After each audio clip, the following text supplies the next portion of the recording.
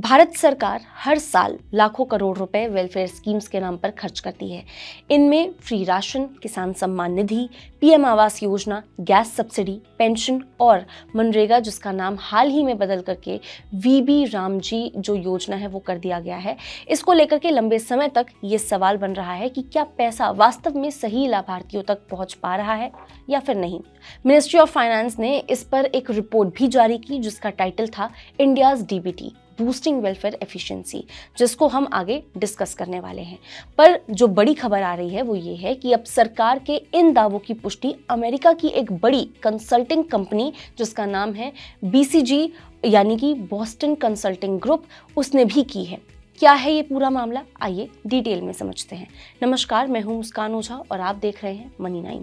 दरअसल बीसीजी की जारी एक हालिया रिपोर्ट के हिसाब से भारत में आधार लिंक डिजिटल पेमेंट्स लागू होने के बाद भारत में वेलफेयर स्कीम्स में होने वाले लीकेज में करीब 13% की यहाँ पे कमी देखने को मिल रही है। यानी लगभग 13% बेनिफिशियरीज कम हो गए हैं। यानी सिस्टम में करीब 13% ऐसे लोग थे जो इन सरकारी स्कीमों का फायदा उठा रहे थे और जबकि वो इसके लिए एलिजिबल भी नहीं थे। मोदी सरकार का भी ये दावा था कि 2014 यानी कि 2014 से उनके आने के बाद इस तरह के लीकेज ना के बराबर हुए हैं और इसमें सरकार के खजाने पर काफ़ी असर पड़ा है। इसके लिए सरकार के मिनिस्ट्री ऑफ फाइनेंस ने एक रिपोर्ट पब्लिश की जिसका नाम था India's DBT boosting welfare efficiency, जिसमें सरकार ने 2009 से 2014 के बीच में इन सरकारी स्कीमों पर होने वाले खर्चों का डेटा निकाला और बताया गया कि डायरेक्ट बेनिफिट ट्रांसफर यानी कि डीबीटी सिस्टम की वजह से अब तक करीब 3.48 लाख करोड़ रुपीस जो है उसकी सीधी बचत हो चुकी है। ये बचत जो है वो मुख्य तौर पर फेक बेनिफिशियरीज और डुप्लीकेट रिकॉर्ड्स को हटाने से हुई है।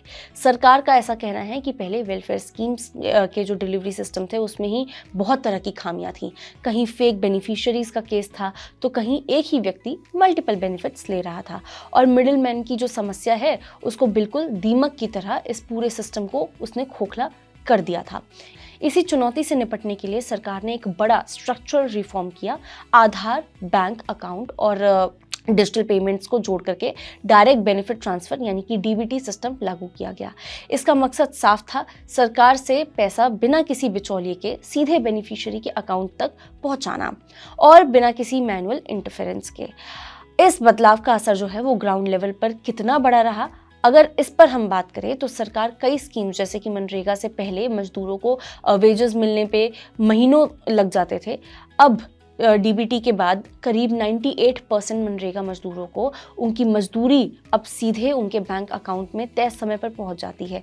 रिपोर्ट के हिसाब से इसी वजह से मनरेगा से ही लगभग 42,000 करोड़ रुपीस से ज़्यादा की सरकारी बचत हुई है। इसके अलावा पीएम किसान में 2.1 करोड़ इन एलिजिबल जो बेनिफिशियरीज है उनको सिस्टम से हटाया गया, जिससे करीब 22,000 करोड़ रुपीस की बचत हुई है। सरकार को सबसे बड़ा फायदा यहाँ पे फूड सब्सिडी के मामले में हुआ था। इसकी वजह से करीब 1.85 लाख करोड़ रुपीस की सरकारी बचत हुई।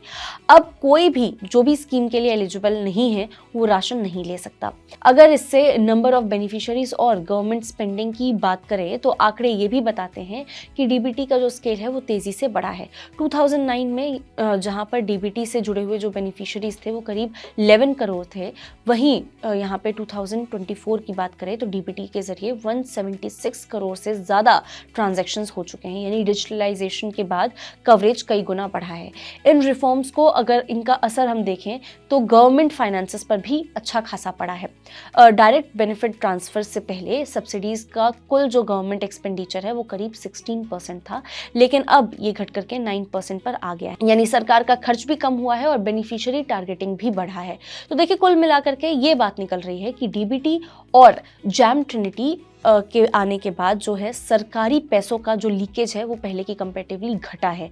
आज आधार और डिजिटल पेमेंट्स की वजह से अब जो पैसा है उसी तक पहुंच रहा है जो इसका हकदार है और इसी वजह से डायरेक्ट बेनिफिट ट्रांसफर को भारत से सबसे बड़े जो गवर्नमेंट रिफॉर्म्स हैं उससे उसी के रूप में यहाँ पे गिना जा रहा है। बीसीजी जैसी विदेशी एजेंसियों का ये डेटा कहीं ना कहीं सरकार की स्कीम के राइट इम्प्लीमेंटेशन को और भी ज़्यादा एनफोर्समेंट की कहानी बता रहा है।